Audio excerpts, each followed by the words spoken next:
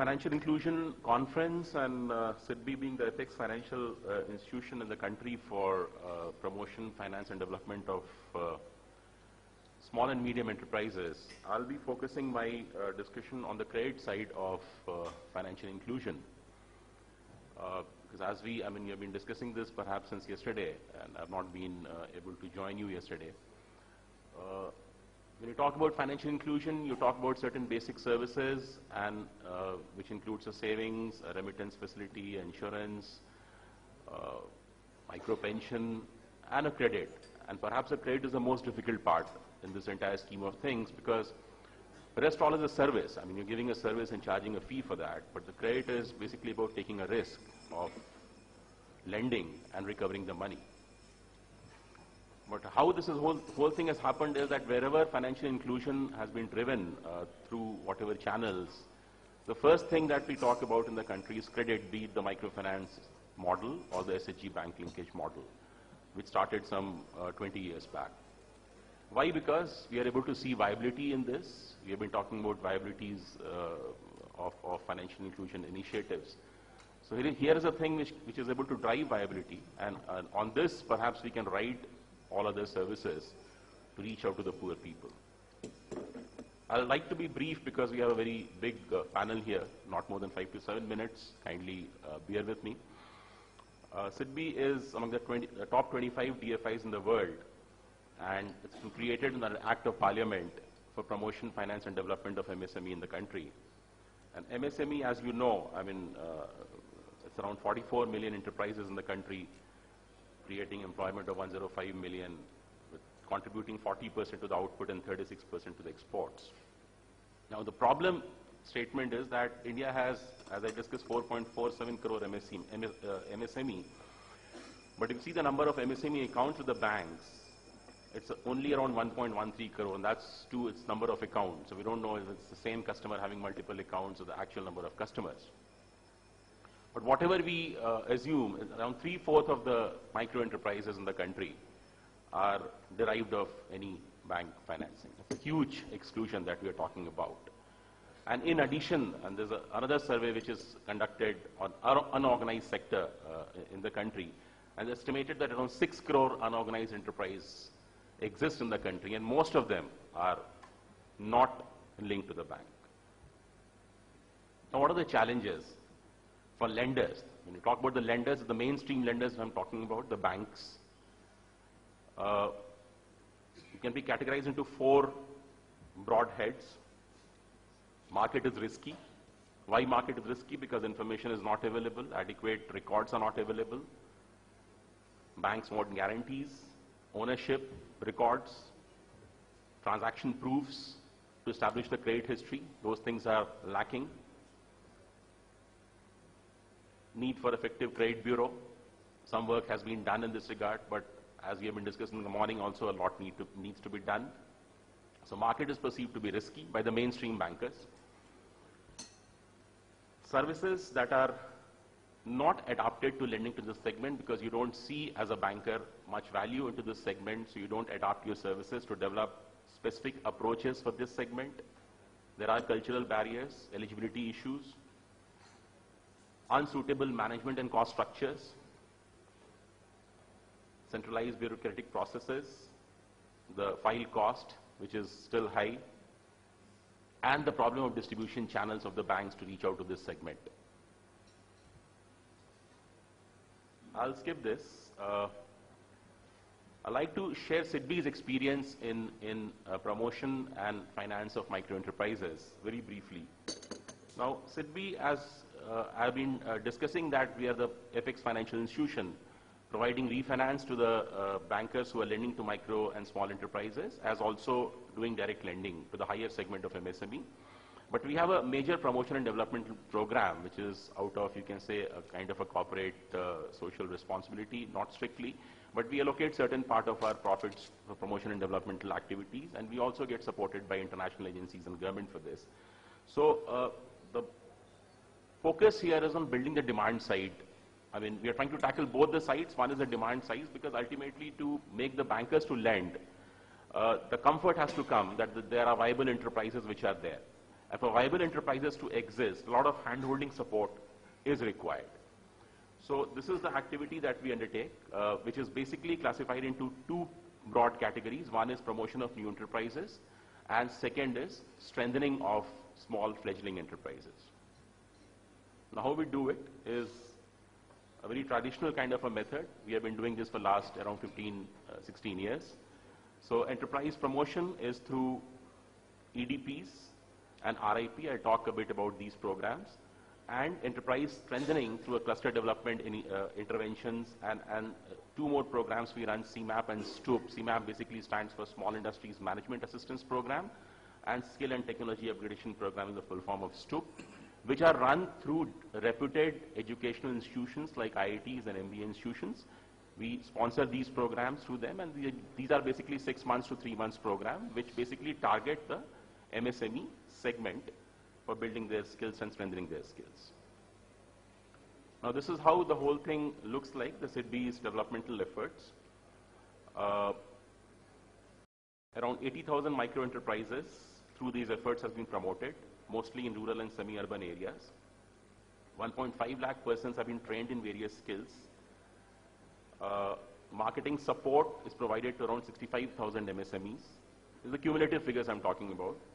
And we have made interventions in more than 100 clusters benefiting about 2,000 MSMEs. All these are basically demand-side interventions.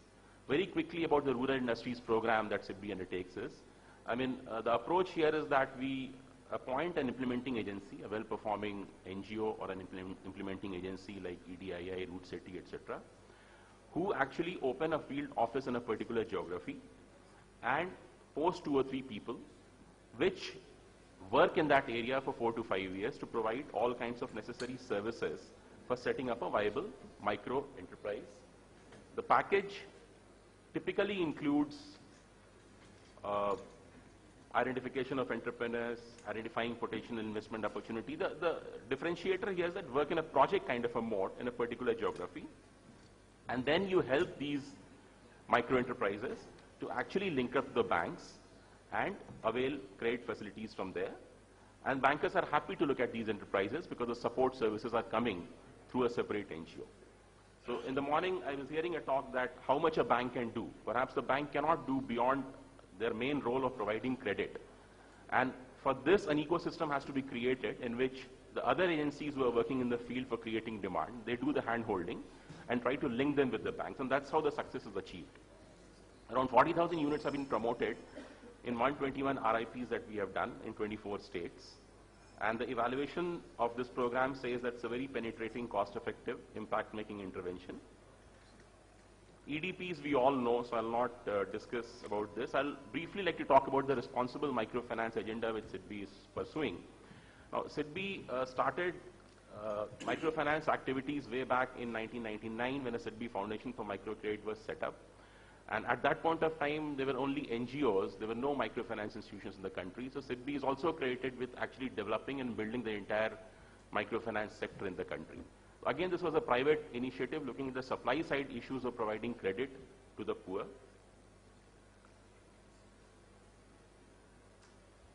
This is how the whole phases of microfinance program of SIDBI can be divided. In 94 to 99, it was basically an exploratory phase when we looked at NGOs. These NGOs were basically working with poor people, maybe forming them into self-help groups or linking them to the banks, but they were getting frustrated because the bank's funding is not happening. Many of them started lending directly as an intermediary. We looked at this channel in which we looked at the entire ecosystem, provided capacity building support for these MFIs, helped them to transform into regulated entities like non-banking finance and companies, pushed for regulation, pushed for issues like capacity assessment rating, which was unheard of in the microfinance sector at that point of time, looked at the operational financial sustainability of these microfinance institutions, transparency, governance, which ultimately resulted in creation of a good number of self-sustained microfinance institutions providing credit to the poor. Now, the growth which happened was much beyond our expectations, and the sector grew very rapidly, and some issues came. Whenever a sector grows, a bit of unregulated on a very fast pace. Some issues definitely crop up. So this happened here also. The next phase started from 2009 onwards, much before the crisis, which actually happened in 2010, in which we we understood these issues and tried to manage growth by creating institutions like a lenders forum, wherein the lenders meet together and try to discuss the common covenants for lending to microfinance institutions. We started a code of conduct, assessment, rating. These MFIs were governed. There was no, very strict regulations under which they were operating, but they had a code of conduct basically mandated by their association. So we started a code of conduct, assessment, rating, and this was kind of made mandatory. Satisfactory rating was made mandatory before availing any lending from the banks. So this is how we looked at the whole thing, that SIDBI provided capacity building support in terms of grant made available through international agencies, term loans, equity funding, micro-enterprise loans, funding through MFIs, and also subordinated debt, etc. Government of India provided an India Microfinance Equity Fund recently of 300 crores with SIDBI, which is currently operational. These are the figures. We have total disbursed around 7,405 crore through the microfinance institution channel, which has proved to be a very, very effective and viable channel. Next issue that we have been grappling with is, after microfinance, what? There's a gap between microfinance and the clients which the bank typically look at. So that was identified as a missing middle kind of a segment. Maybe you can say around 50,000, which is the microfinance limit, to around 10 lakh notional figure below which the banks, the mainstream banks, are not willing to look at funding the enterprises. We have been doing a program on this also since last 2 to 3 years, again partnering with financial institutions like NBFCs and the banks also, wherever they're willing to partner, to look at this segment. And this, again, the approach is same, that we take up capacity building of these institutions and also look at the demand side issues. A downscaling methodology has also been developed as a part of this project through extensive research of the international best practices in lending to this segment, based on which entire methodology, a very simplified methodology, has been developed. It has been put on an IT kind of a platform. SIDBI piloted with this methodology for 500 clients. The results were satisfactory. And now we are trying to give this methodology to the banks, especially the Tier 2 banks, the regional rural banks, urban cooperative banks, etc., who want to adopt this to upscale micro-enterprise lending in the country.